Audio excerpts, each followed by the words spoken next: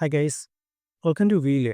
അങ്ങനെ കാത്തിരുന്ന് നമ്മുടെ ചാനലിന് 10,000 സബ്സ്ക്രൈബേഴ്സ് ആയിരിക്കുകയാണ്. അപ്പോൾ അതുപോലെ തന്നെ ഇന്നിപ്പം റിപ്പബ്ലിക് ദിനവും കൂടിയാണ്. അപ്പോൾ എല്ലാവർക്കും അറിയായിരിക്കും, എങ്കിലും ചിലർക്കെങ്കിലും ഒരു സംശയമാണ്, എന്താണ് ഈ റിപ്പബ്ലിക് ദിനം എന്നുള്ളത്.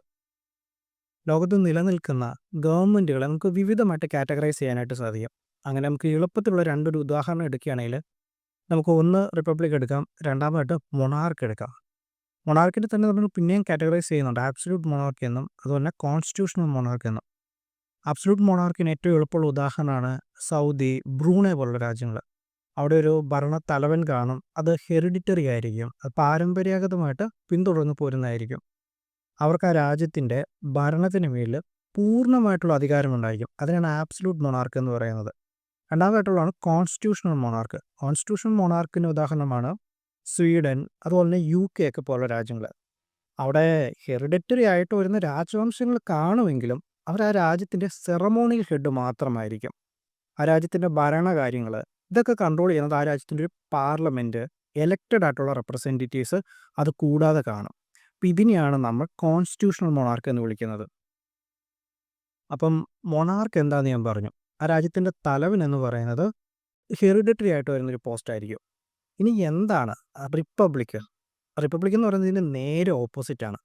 അതായത് ആ രാജ്യത്തിൻ്റെ തലവൻ എന്ന് പറയുന്നത് ഇലക്റ്റഡ് റെപ്രസെൻറ്റേറ്റീവ് ആയിരിക്കും. ഏറ്റവും എളുപ്പമുള്ള ഉദാഹരണമാണ് ഇന്ത്യ. ഇനി ഇന്ത്യ എന്തുകൊണ്ടാണ് റിപ്പബ്ലിക് ആയതെന്ന് ഞാൻ പറഞ്ഞു. ഇന്ത്യക്ക് ഇലക്ട് ചെയ്യപ്പെടുന്ന ഒരു രാഷ്ട്ര തലവനുണ്ടെന്ന് പറഞ്ഞു. ഇനി എന്തുകൊണ്ടാണ് ജാനുവരി 26 എന്ന് പറയുന്ന ദിനം വന്നത്? 1950 ജാനുവരി 26-നാണ് നമ്മുടെ ഭരണഘടന നമ്മൾ നിലവിൽ വരുന്നത്.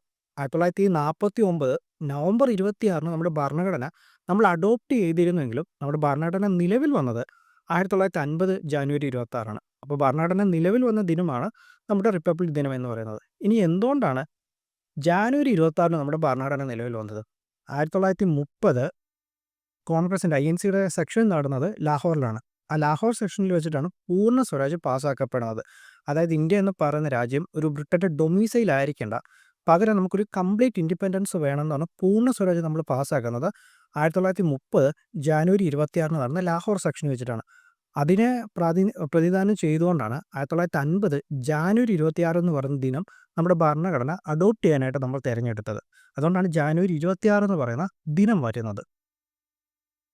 അപ്പോൾ ഇത്രയുമാണ് റിപ്പബ്ലിക്കുമായിട്ട് ബന്ധപ്പെട്ട വളരെ ചുരുക്കത്തിൽ നമുക്ക് പറയാനായിട്ടുള്ളത്. സോ അപ്പോൾ ഞാൻ വീഡിയോ കൺക്ലൂഡ് ചെയ്യുവാണ്. എല്ലാ വീഡിയോയിലും പറയുന്നത് പോലെ നമ്മുടെ വളരെ ചെറിയൊരു ചാനലാണ്. നിങ്ങളുടെയൊക്കെ സപ്പോർട്ട് ഉണ്ടെങ്കിൽ മാത്രമേ നമുക്ക് മുന്നോട്ട് പോകാനായിട്ട് സാധിക്കുകയുള്ളൂ. എല്ലാവരും ചാനൽ ലൈക്ക് ചെയ്യുക, കമൻറ്റ് ചെയ്യുക, സബ്സ്ക്രൈബ് ചെയ്യുക.